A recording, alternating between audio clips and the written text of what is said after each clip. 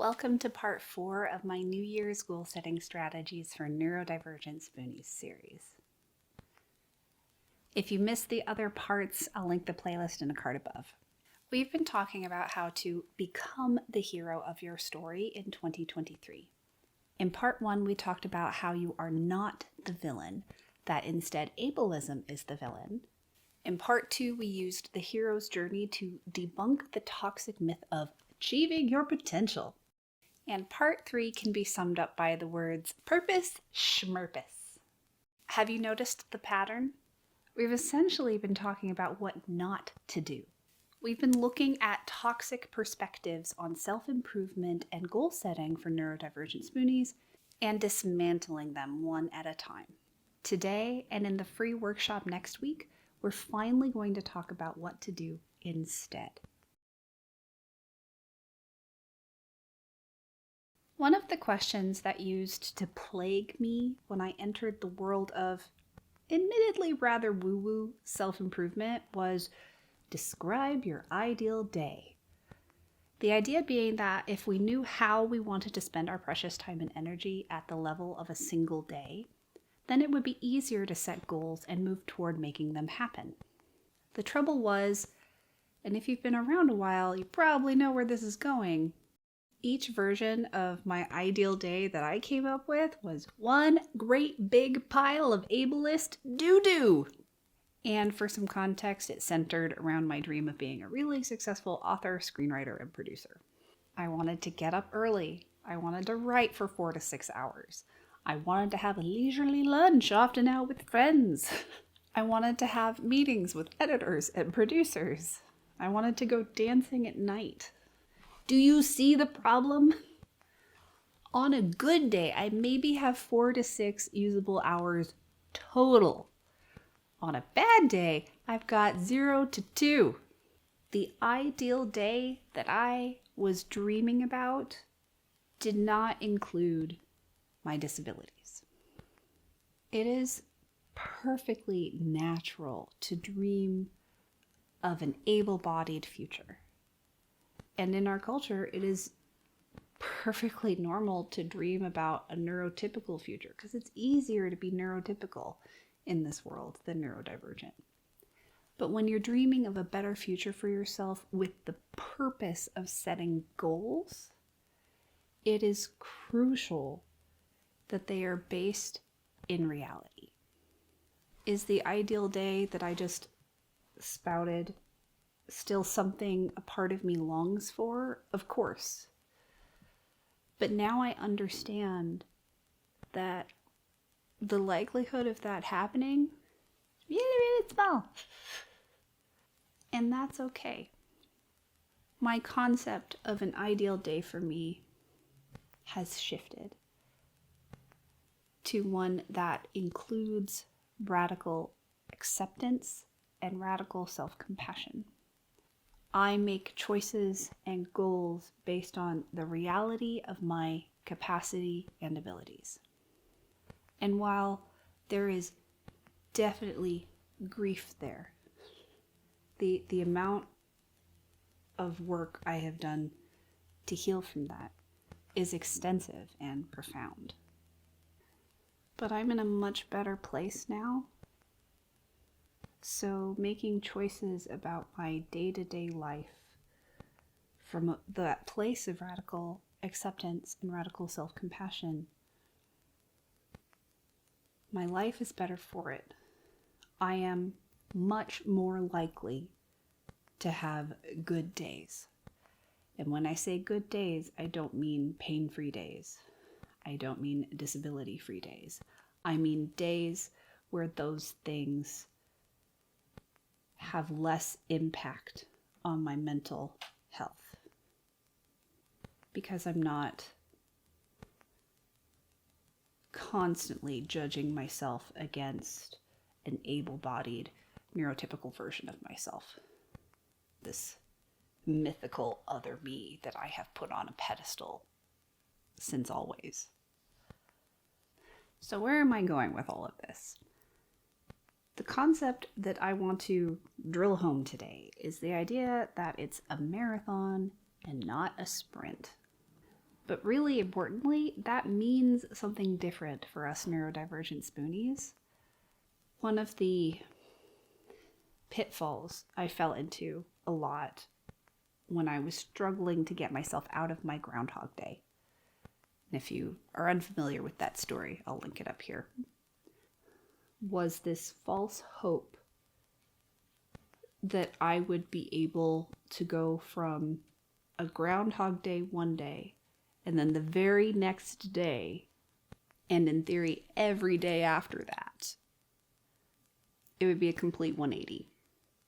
Instead of spending all day every day on the couch watching TV, I would spend all day every day on the things that matter to me and for caring for myself to an almost obsessive level.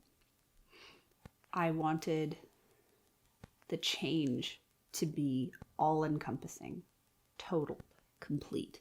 I wanted nothing about my day-to-day life to be recognizable. It's almost like,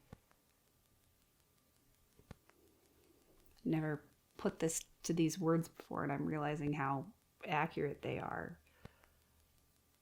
The version of me that was incredibly burnt out and depressed and unable to accommodate themselves in any meaningful way, that version of me that was just suffering all day, every day, I wanted that version to die. I will be transparent. I have dealt with the spicy sads since I was 14. They've never completely gone away. At that time, in my never-ending Groundhog Day, spicy sads were a daily thing. I still experience them. They have never completely gone away, but they visit me significantly less often than they used to. It's not all day, every day anymore. It's on occasion. One of the distinctions that was really helpful for me to look at the spicy sads was, it's not that I want my life to end. I want the suffering to end. And so when I was trying to dig myself out of that Groundhog Day, that version of myself embodied the suffering. And so of course I wanted that version of myself to not exist anymore. But there were kind of two main problems. One, the ideal day that I was dreaming of just someday flipping a switch and that being my day for the rest of my life. It was ableist. It was impossible. Like that ideal day I described earlier, literally impossible for me. I do not have the spoons for that, nor will I likely ever have the spoons for that. But the other thing, and this is the thing I really want to talk about today, we're getting back to the marathon, not a sprint thing. Expecting yourself to do a complete 180 overnight and not go back, that is impossible for everybody. It is completely unreasonable and cruel to expect ourselves to do that much change that fast. So what does that mean? That means that in the process of changing, so instead of it being overnight, it's going to be gradual, it's going to be over a long period of time. It's going to be a marathon, not a sprint. That means that during that marathon, and the earlier in the marathon you are, this is especially true, a lot of what you want to change will still be present. So the example I'm going to give is me transitioning from Groundhog Day, all day, every day, to writing button chair time. Which, again, if you're unfamiliar with that story, it's the video I mentioned earlier. I was only writing for 1 hour every weekday after breakfast. I basically did that for almost a year. The only thing that was different was 1 hour of my day, 5 days a week. That's it. That is what I changed. The other 23 hours of the day very, very similar in experience to my Groundhog Day. And this is what I mean when I say it's a marathon, not a sprint. We cannot expect ourselves to change every minute of every day right off the bat. So we need to find that balance. What am I going to change? And it's got to be small, and it's got to be doable, and something that you are willing to lean into the discomfort of in order to establish consistency. Because it's that consistency, when compounded over time, that 5-10 years down the road, you'll look back and realize, oh, the 180 happened. But you were so busy being in the marathon instead of wishing it were a sprint that you didn't notice the tipping point. So I want to introduce a concept today that I call turtle bites. Everybody's familiar with the concept of baby steps. Those are still too big for me and a lot of my students. Baby steps, too big. So we are going to think about this cute little guy. Baby turtle chomping down on a strawberry. He's trying his darndest to get that whole strawberry in his mouth, but it's not happening for him. So we want to think about what one turtle bite every day. Just one. And honor the reality that your experience outside of that turtle bite is likely going to be very similar, if not exactly the same as it was before. This is what I mean when I say it's a marathon, not a sprint. You cannot change everything totally overnight. That means that the things that you do not have the capacity and ability to change are gonna stay the same for a while, if not a long while. And it is perfectly natural to experience grief, for that to feel painful, because of course it's painful. It's stuff you want to change. I'm inviting you to offer yourself grace, that's just the reality of it. This is an opportunity for radical acceptance and radical self-compassion. So basically, true change comes from accumulating little turtle bites, little 1-degree turns over time. And at some point, you'll forget to keep track of them, and then you'll look back and see how much has changed. Like the last 3 videos, I'm going to share the following because after what you've learned today, I believe it will be even more meaningful. What if in 2023, instead of continuing to see yourself as the villain, instead of fighting to change yourself, to do a complete 180, you choose to see the truth, that ableism is the villain and you are the hero? What if in 2023 you choose to support yourself unconditionally instead? If you're ready for your hero story to truly begin, it's time to put down the sword and offer yourself a compassionate hand instead. Can you imagine it? The end of fighting yourself. The end of hating yourself. The end of feeling broken and at fault. The end of seeking what is right.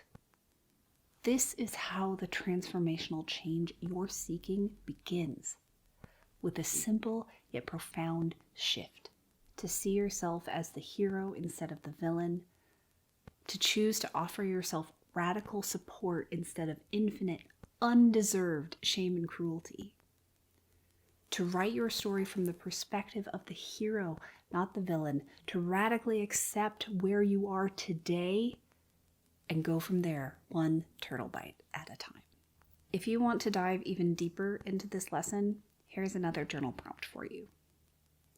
What would it mean if I only had to take one turtle bite each day? So we've come to the end of this series here on YouTube, but that doesn't mean we're done. Next week on Monday, January 30th, 2023 at 3 p.m. Pacific, I will be hosting a free workshop on Zoom. If you've enjoyed these videos, you definitely won't want to miss it. During the workshop, you'll learn how to have radical acceptance and develop radical self-compassion using what I lovingly call the 6 muse muscles. To join the workshop or get access to the recording afterward, make sure you're signed up for my mailing list. There's a link in the description box below. And just a heads up that I'm going to be taking a break from YouTube and hope to be back in May or June. During that time, I'm going to be taking a long-needed break and then working on a huge update to my signature program, the Action Navigator. Again, here's my video about anytime pages if you want to do some journaling. If you liked this video, hit that like button and be sure to share it with your friends. Hope to see you at the workshop. Bye!